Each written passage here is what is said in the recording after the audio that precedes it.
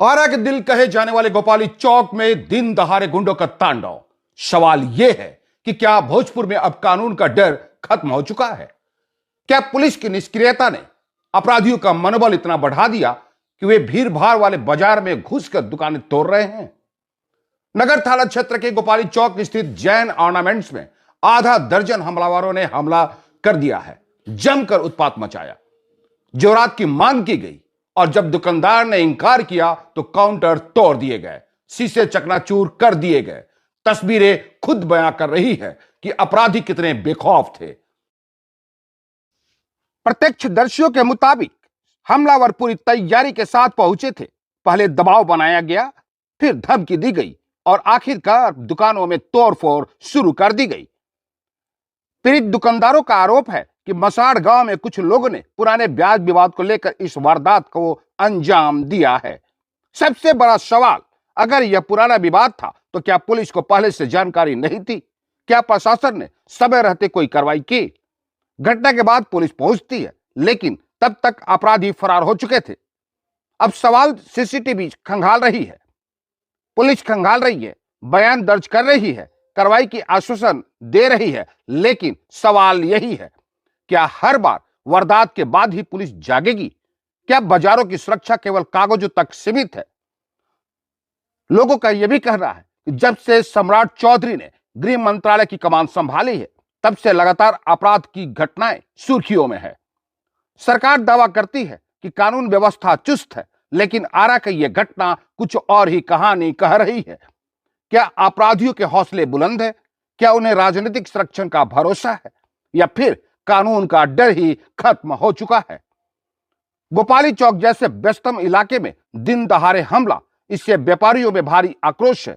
उनका साफ कहना है, अगर बाजार सुरक्षित नहीं तो कारोबार कैसे चलेगा? उन्होंने पुलिस गश्त बढ़ाने और मुख्य अपराध आरोपियों की तत्काल गिरफ्तारी की मांग की है।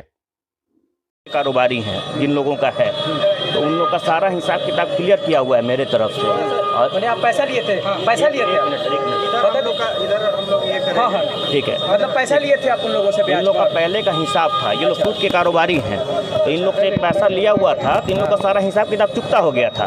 उसके बावजूद भी ये लोग निरंतर दबाव बनाते थे कि मेरा ब्याज का रकम आपके यहाँ बाकी चल रहा है। तो हम बोलते थे कि सारी हिसाब क्लियर कर दिया है मैंने आपका। उसके बावजूद भी ये लोग का निरंतर दबाव मेरे पे रहता था, और इन लोग ने कितना भी हम इनको हाथ पर जोड़े कि भैया मेरे पास कुछ साधन नहीं बन रहा है आपका। उन लोग का बकाया था भी पैसा? बकाया कुछ नहीं है, बकाया का सारा हिसाब है। वो अपना सूद का बताते हैं कि मेरा सूद बाकी है, आज हम सारा हिसाब क्लियर कर चुके हैं। उसके बावजूद भी ये लोग केवल आकर के घंटों दुकान पे बैठना, परेशान करना, यही कारोबार। ये लोग मसाड़ का है लोग।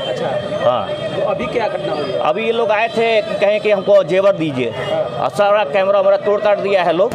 और हम बोले कि मेरे पास साधन नहीं है कि हम आपको कुछ दे सकते हैं। तो उसके बाद जब इन लोग को नहीं मिला तो ये लोगों ने अपना खीस निकालने के लिए हथौड़ी से सारा दुकान को तोड़ा है, सारा शीशा फोड़ दिया है। और ये लोग, हाँ, इन लोग का बाहुबल, इन लोग का मेन पैसा गांजे का है, और ये लोग वही करते हैं। और हम लोग को जो है जेवर भी ले गए? नहीं, जेवर ओवर नहीं ले गए हैं, तो फोड़ दिए हथौड़ी से? हाँ, ये लोग अपनी मनसा पूरी नहीं हुई तो दुकान का पूरा शीशा फोड़ दिया।